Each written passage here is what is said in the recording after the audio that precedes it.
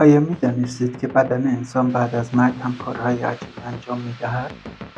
در این ویدیو 10 حقیقت واقعی را می‌شنوید که شاید ندانید و شوکه شوید. یک، ادامه رشد ناخن و مو.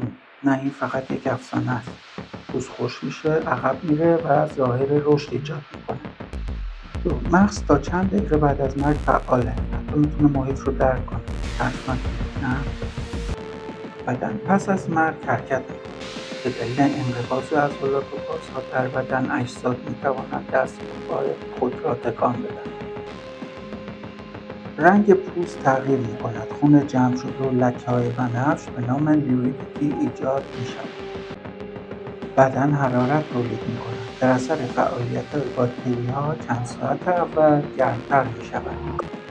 پلک و انگشتان حرکت خفیف دارند به علت اسپازم عضلانی پس از مرگ.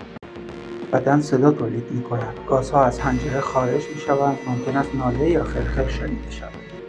سلول‌ها تا ساعتی زنده‌اند، برخی تا 24 ساعت بعد از مرگ فعالیت دارند.